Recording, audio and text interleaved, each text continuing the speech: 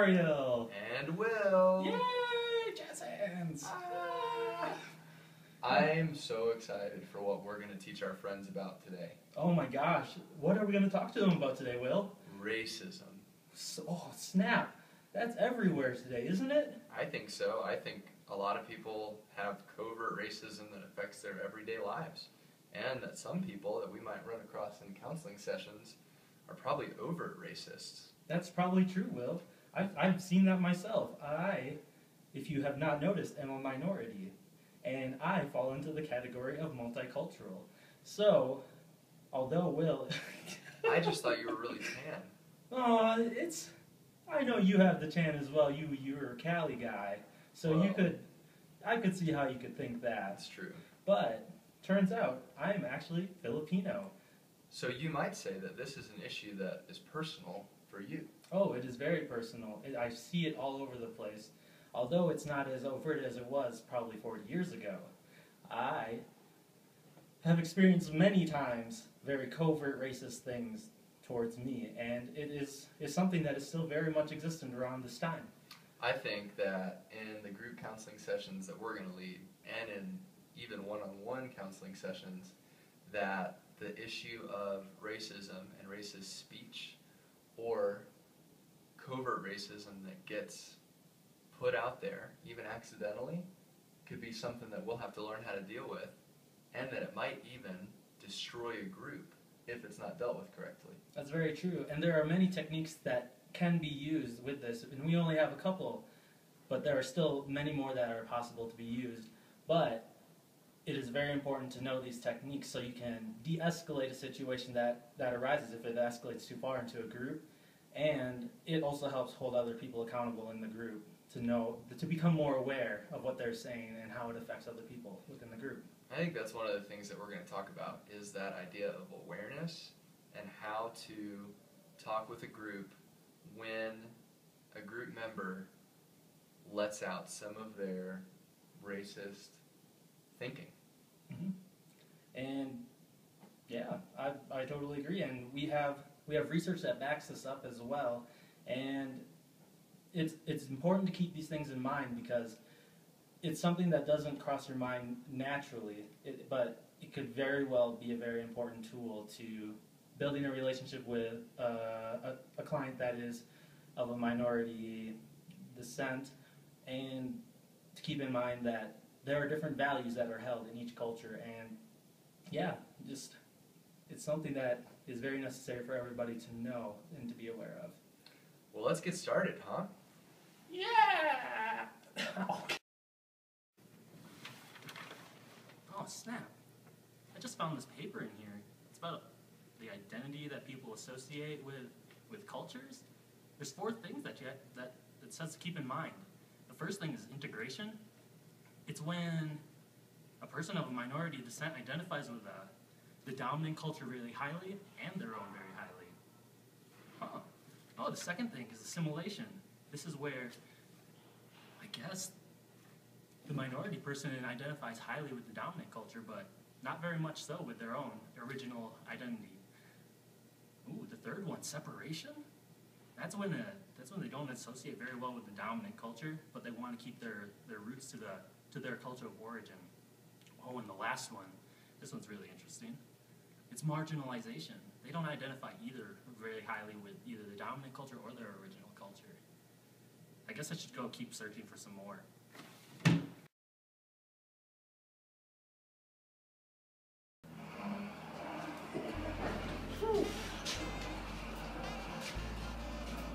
Oh, hey! I was just reading about a new model that was proposed a little while ago called the Respectful Counseling Model. It's pretty interesting, I think. Really, it gives us an acronym that I think can help us with counseling people from different cultures, different ethnicities, different races. So I'm going to lay it out for you. Respectful. How do you spell it? R-E-S-P-E-C-T-F-U-L. R stands for religious or spiritual identity, and that's something that we need to keep an eye on, keep our awareness out for. That's important to our client. E means ethnic, cultural, racial background. Ethnic, cultural, racial background. S stands for sexual identity. P is psychological maturity. E is economic class background. C is chronological developmental challenges. T is threats to one's personal well-being. F is family history and dynamics. U is unique physical characteristics. And last but not least is L, location of residence. So the respectful counseling model, that when we counsel people from different cultures or races, that we keep all of those things in our awareness, and we realize that any one of them can greatly impact our effectiveness with our clients. Oh, almost to my floor.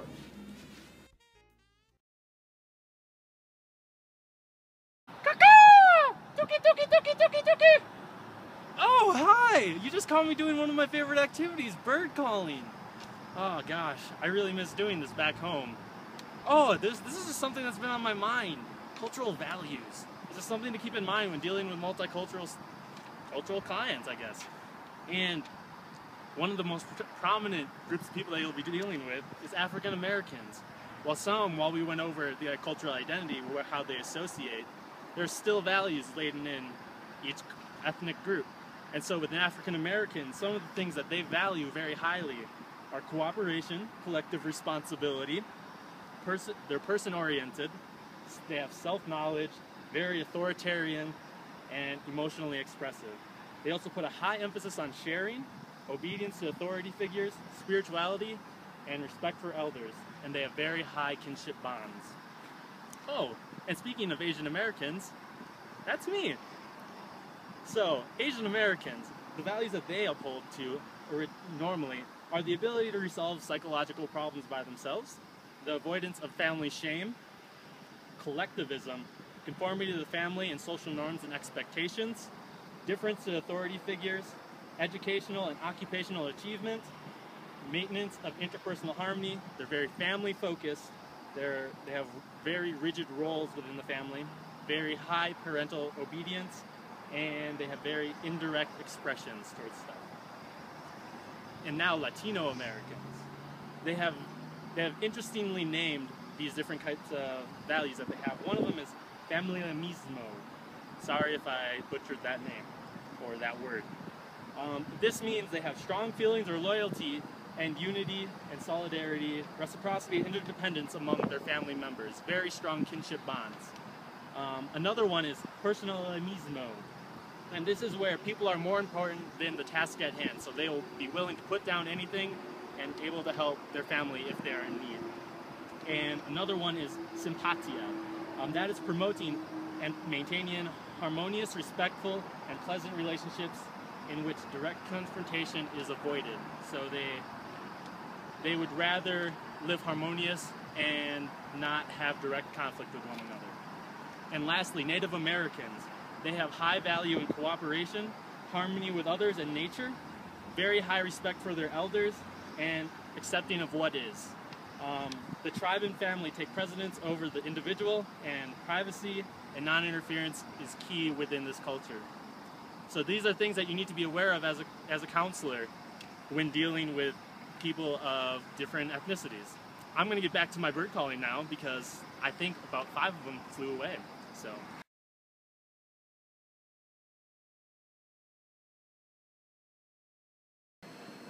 Hi, what would you like? Oh, I know. I bet you'd like some information about immersion experiences for multicultural counseling. Good news, I just brewed a pipe and cup of it. I read an article about the immersion experience as it relates to multicultural counseling and how important it is for counselors to take upon themselves the responsibility to continually learn how to counsel multicultural groups of people better. So I'm going to pass on 3 things that they recommended, and then I'm going to talk a little more. The first is that if you're going to immerse yourself in a different culture, for it to be transformational, contact has to be of a sufficient frequency, duration, and closeness to permit the development of meaningful relationships between and among members of the groups that you're trying to learn about.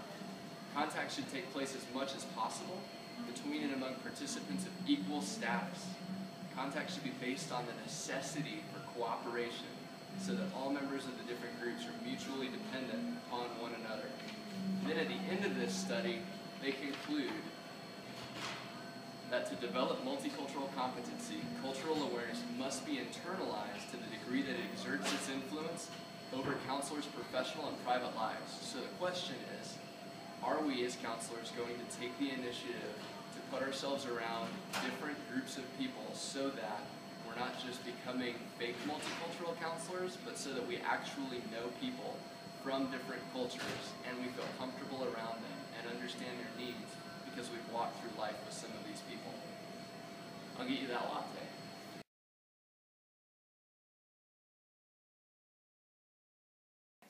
Jenna, you want a contract for time? Yeah, I would like to share something. So one thing that's been bothering me, I went on this date like a week ago with this guy named Jose. Do y'all remember Jose? We met him at that party. He was that Mexican guy. Yeah. Really cool. Well, we went out on the date last week, and I've texted him, I've called him a few times, and he hasn't responded to anything, and it went really well. So I just can't figure out why. I don't know what's going on. He didn't seem like that type of a guy. Well, what did you expect? What do you mean? I mean, I'm not trying to be a bigot or anything like that, but he's Mexican. I was like, my experience is that they're nothing but flakes. I was like, if they hadn't come here, you wouldn't have that problem, right? No, I've had great experience with all races. How dare you even say that? I was like, I'm just saying, like, stereotypes exist for a reason, and I was like, this is gonna happen. I was like, you're dating Mexican, he's not gonna call you back. Let's hold on for a sec.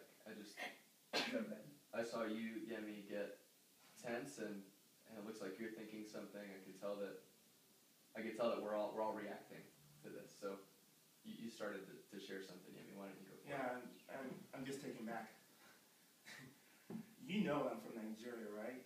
And I take great offense to that statement that he's Mexican. What is his nationality, his ethnicity got to do with the fact that he didn't call it back?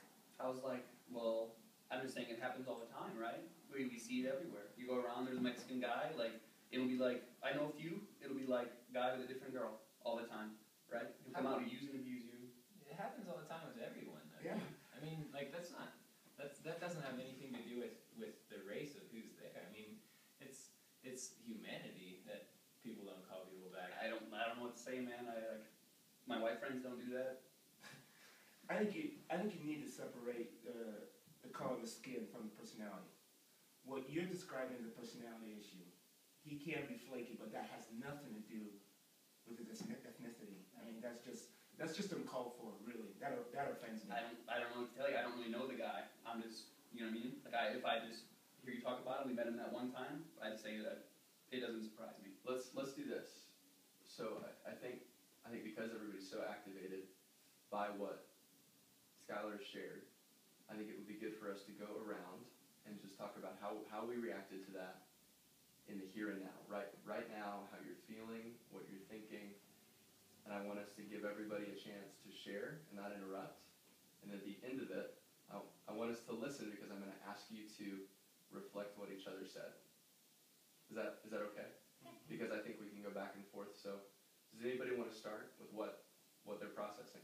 Before you do that, I want to preface that I want you to use, this is how I reacted to this statement. I don't want it to be about you. This is about your internal reaction to what Skylar had said. I think when I heard the comments made, it was difficult. It was difficult for me to take it in because I have experienced that kind of reaction from people on a date from not necessarily. I mean, it had nothing to do with the race of the person that I had gone out with. It was just the person didn't call me back, and so I'm confused in how race has to do with that. And so I don't know. I was a little offended. I mean, as a white person, that comment would be made. I think I sort of agree with you. Oh wait, I'm not supposed to direct it towards the comment. Did not surprise me in a way that I think that I would have expected, and because I have had kind of negative experiences working just in manual labor industries and having had just kind of, I mean, I hate to say it, the Mexicans, but that they are kind of flaky. I don't disagree with that statement. I don't know if it's a cultural thing or if it's a personality thing or if they all just kind of group together. And I don't know. It's hard, but I feel kind of like I don't want to get attacked either. So that's how it made me feel. For me, it definitely felt like a personal attack, even though the comment was not directed to me. Being an immigrant myself, putting myself, thinking. In fact, I do have a girlfriend who's Caucasian, and I'm trying to picture, her in a similar group, and she makes a comment like that, and one of the group members responds that way about my character, about who I am. Let's just say I'm still in a place where I'm still trying to process whether or not I want to pursue the relationship, but the comment is based on the color of my skin or my nationality. That just makes me feel sad. I want us to keep in tension that this is a tender subject, but I want to make sure that Skylar has a voice too. And so for you right now, what? Currently feel a little bit defensive. I didn't try to defend anybody, but I'm still believing what I believe. Like you're saying with the manual labors and stuff like that, I've had a few Mexican guys work on my property and stuff like that, and if it wasn't done right, or they were doing it, I had to call them, and then they wouldn't answer. And I was like, like my sister, she tried to date a few guys, and I'm a protective guy. When they're Mexican guys, this kind of shit happens all the time. And so I don't necessarily feel that I'm in the wrong right now. No offense. Okay, so now that we've heard what Yumi and Skylar have said, I want to know what some of you guys are thinking, like when you said, when we went around, saying that you didn't want to pick sides, but you kind of agreed one way more than another. Can you elaborate a little bit more into that? I think it's hard because I was raised in a military family, so I've been raised around all races and all, even just like economic kind of ranges of families, and so it's hard for me to want to pick sides because I know that I shouldn't feel that way, and I know that I've had great experiences with all people, but at the same time I've had bad experiences with one particular race, and that being Mexican, and so I think it was like it's hard because I can agree with how he feels, and but everything in me knows it's like, oh, don't say that, like you're not allowed to feel that, and you're not allowed to do that, and that's kind of why I've just been pushing myself back. But at the same time, like I want to somewhat support what he's saying, just because I've had that experience. Okay. So I saw that you had like a little bit of a reaction to what Becky was saying. Can you tell me a little bit about that? Well, I don't know. I'm having a hard time with it because I guess I can see where everyone's coming from, because everything is such a personal experience thing. But I guess I'm just struggling with where you draw the line, because I think I think that I see where Yumi's coming from, because he's an immigrant himself, and so he doesn't want to be judged that way. But then you have an experience with a certain person, and maybe it has nothing to do with the race, but you have that preconception in your mind, I guess, of how that affected you as a person, and so I don't know. I'm just having a hard time wrestling with that and figuring out, I guess, where is the right place to stand here, I guess. When I hear you guys talking, I think about how this group is a group about forming healthy relationships, and that each one of you has expressed a desire for healthy relationships, and we talked about working to get to a place where we can take responsibility for creating those. And so I'm thinking about situations outside of the group, and how we're all sharing instances where we've encountered racism, and it's affected us. So I want to know, how is this like an experience outside of the group for any and all of you? I refuse to believe that, for so much of my life, I refuse to believe that people actually can be racist. And I'm sorry, I'm trying not to put that on you. But I've worked so hard to believe that it's not true. And I remember in college a situation. I remember, so as an immigrant, really I'm being thrown into this whole dialogue, into this whole conversation. Because my experience in Nigeria is different. Didn't see this you don't have the segregation and the racism going on. So coming to the country, just by the nature of the color of my skin, I was put into a black race, with all the African Americans. And I remember some African American friends in college telling me, advising me, saying, be careful, when, at nighttime when you walk by cars, people are gonna, if it's a Caucasian couple, they're gonna lock your car doors. And I just refuse to believe that. I just always imagine people are people. It's based on, character and personality. And that's why I kept saying, can we separate the race from the character? And I remember one instant, I went to the grocery store. I was just done playing basketball. So I had my basketball shorts, basketball shoes, and my shirt. And I walked into the grocery store. And I remember a couple of times I've been in the same grocery store. Friends would say, "Hey, you just watch. They're gonna be following you." I just refused to believe it. But the other times I was there in just very nice clothes, so I didn't notice it. But this particular day, I was in the grocery store, and for the first time in my life, I noticed somebody following me, just kind of watching me. And that just took me back. I'd never experienced it to that point. I'd just never seen it. But just by what I was wearing, I think I would just assume that I would steal from the store. And that felt very yucky. That felt very ugly. And so that was my experience with it. So it sounds to me like you've had, coming here, you had people tell you, like, this is what you should expect, but it's not necessarily, you didn't want to believe it necessarily initially, and then once you experience some of those things, like going to the grocery store and noticing the difference between wearing nice clothes and wearing the sports attire, essentially, like, it was a lot more obvious to the way that people treated you. Absolutely. It's not what you expected with the perceptions versus the character of who the person is. Is that right? That is correct. I think we're getting to the end of our time, and so I wanna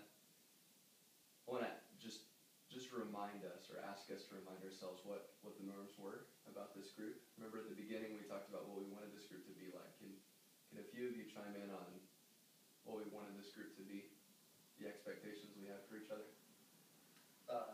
I know we wanted it to be a safe place where we can speak our minds and try to, it's a learning environment to learn more about each other and just the way we all think, to come to a better understanding of other people.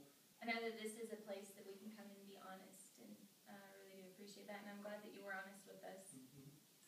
Okay, so thank you guys for reiterating what the expectations that we have upheld for each other, and I hope we can remember to do that continuously through future sessions. As a closing, I would like to, like, after it was a deep discussion today, but I want to know, like, for you guys personally, how can the other people in the group help you with stuff that we talked about today? So it's like, One thing that has been very helpful is being able to hear your story. It's amazing that we're a product of just our upbringing, nurturing, nature, and our experiences. But although I still don't agree with your perspective, and I appreciate you, even your willingness to try to get to know Mexicans. One of the things I really valued was you just talking about your experiences, and that holds great value because we all have different experiences. So it's very helpful for me to know where you're coming from. That all your experiences have not been good. It makes me, it allows me to have empathy and a deeper understanding from where you're coming from versus the initial comment of, well, he's Mexican. So that was very, very helpful to know that your story, that's your story, and you're entitled to your experiences. And so I just want to thank you for sharing that. It gave me a kind of a deeper human connection with your bad experiences. And I'm sorry that's been your experience, even though that's not true of the entire race. If I heard one thing that would help you, Yemi, is to hear the story behind the comment. Yes. So similar to when he's asking for is the story behind that. It changes everything for me. Yeah. I think for me, I mean, in some ways, I mean, what would help me is similar to what would help him, is to just hear stories that people have. Where are you gonna go? I think just maybe encouragement. I think it comes down to actually getting to know people, and so maybe seeking out relationships that I might have avoided, and just, I mean, maybe specifically to Mexicans that I know or I know that are around me, and just checking in and asking if that's something that I'm doing, and rather than avoiding. And then, I mean, I may not like that person as a person, but I can't put them under this umbrella of, like, I'm not going to like them because they're Mexican, or I'm not going to trust them because of that. So I think just encouragement in that, and asking if I'm seeking out relationships would be good. And what can you bring to the group there? What can I bring to the group? I think, well, and it's hard because, like, this, we're speaking about one specific race, but, like, I mean, growing up, I have a lot of experience with all sorts of different races and all sorts of different people, and in the military you meet lots of people, and so I feel like I can offer these stories that you guys are talking about, maybe not specifically in the race that we are pocketing right now, but I've definitely been around a lot of amazing people and a lot of not amazing people, race excluded, so I think I can offer those stories. So you want the group to hold you accountable to experiencing people of different cultures, different ethnicities, et cetera, and not just avoid them in general. Right. And you can bring your experiences as well from your past experiences to share, help these guys out. Well, glad that's over. Yeah, Gosh. feels so good to be done right now. I know. But I think we should go back over what we talked to you guys about. Yeah, I think that would make sense. So, I guess for the relevant research, the stuff that I told you about was how people of different ethnicities identify with the dominant culture and with their culture of origin. Along with that, also values that each culture has to be aware of. And the things that I talked to you about were the respectful counseling method, and remembering that acronym. I talked about an immersion experience that we as counselors need to take it upon ourselves to learn, not just in book knowledge, but relationally with friends, with a culture we live alongside, how to counsel them and feel comfortable. Yeah, and so the techniques that we used in the video, the first one was the round, and that was when everyone had something to say about the topic that was presented. And then one of the things we did at the end, if you didn't notice, was we asked the question, what's one thing that you can do as a group member to help me with this? And every person said, this is what would help me to grow with this subject. And lastly, it was really good to revisit the rules that the group set out, because it brought the attention back to this is what we're here for, and this is what we expect from each other, whether your views are different than mine. That's true. You know, gosh, it's been really great spending 30 minutes with you. I hope you've enjoyed it. I hope you did too, because I know I enjoyed making this video, whether you liked it or not. And we'll see you the next year and a half. This has been Hour of Power with Ariel and Will. You're welcome. Thank you.